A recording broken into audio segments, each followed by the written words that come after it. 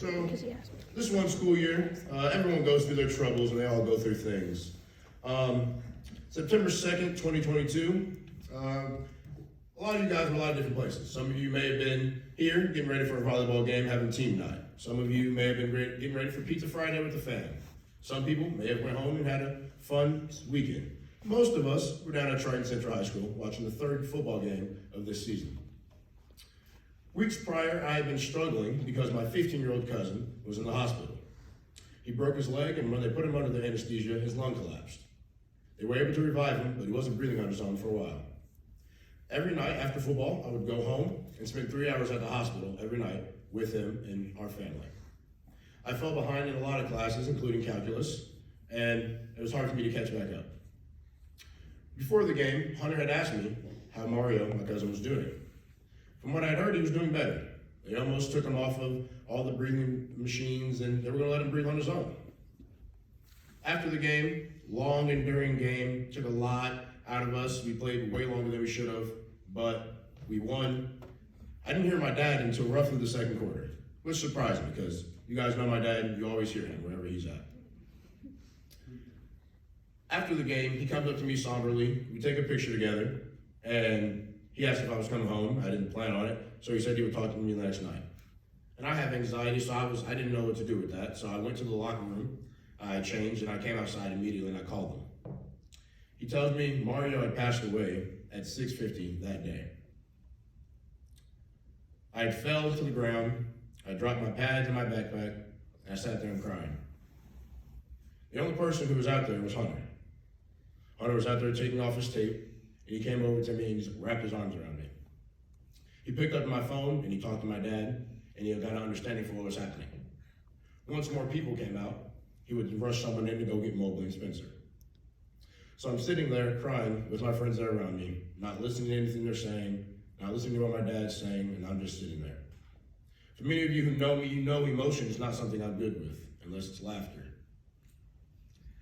We get back to Lutheran, and the doors are unlocked. So I go to the field, and I take a knee, and I sit there.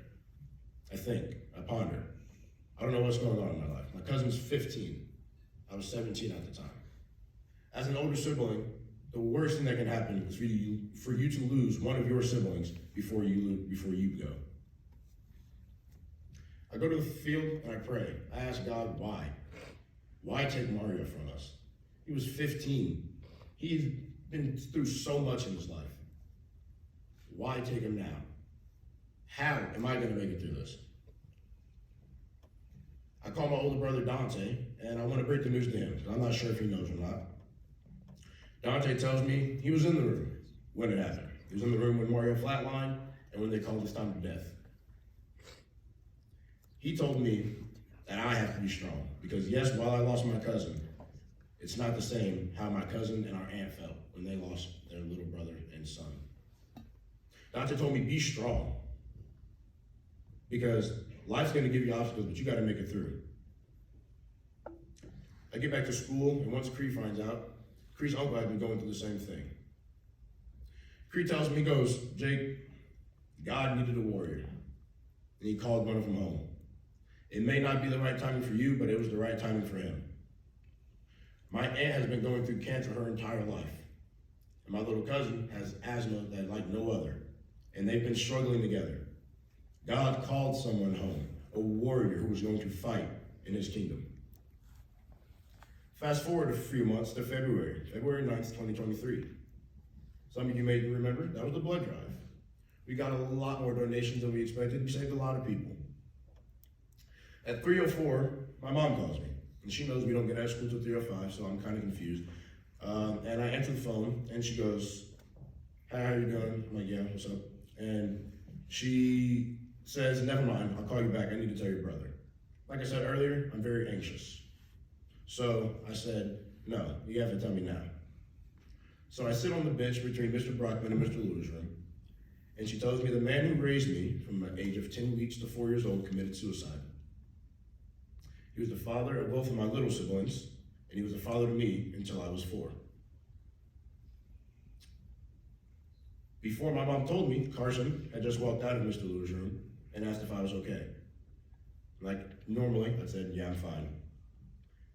after that, I sat there and cried for a few minutes. My mom told me, you need to go home and you need to take some time off. You need to get away and you need to grieve with what's going on. My dad calls me and he tells me the same thing. But I don't listen because I know that I am closest with God in these halls. This is where I connect with God the most. I go to cheer practice and Hunter clearly sees something's wrong with me, but I won't say what. So he gives up, and he gives me a hug, and he says, I love you. I come to theater, Noah and Cree see something's wrong. They both give up and say, we don't know what's wrong, but we love you. That night, Paige and Delaney both texted me, making sure I was okay. Our choreographer, Noel, who doesn't know a lot about me, could see something different on my face. He said, are you okay? I was like, I'm fine. He goes, well, if you're not, take a minute. That's fine. But if you're all right, let's get to work. The only thing I see through these situations is, at both times, I was spiritually disconnected from God. Kind of like the Israelites. As they were going through the cycle of falling away from God, asking for help, God gives them a judge, doesn't happen until the judge dies. I was kind of in that cycle. I was close to God, and then I wasn't. And in these times, I was falling away from God farther than I had ever fallen. He was calling me back. Hunter being there for me was more than just Hunter's big heart. It was God. Creed telling me that God needed a warrior was more than just Creed. It was God. It was God telling me to trust in me. He has a plan for all of us. And we might not be able to see it, but he has one. In the verse that Faith read, Proverbs 3, trust in the Lord with all your heart, and do not lean on your own understanding. In all your ways acknowledge him, and he will make straight your paths. That sums it up right there. You may not know what's going on in your life, but it's not your job to know. It's your job to trust God and follow where he points you. A verse from John 13:7, Jesus replied, he says, you do not realize what I am doing, but you will understand later. Still to this day, I don't know why he called Mario home so early.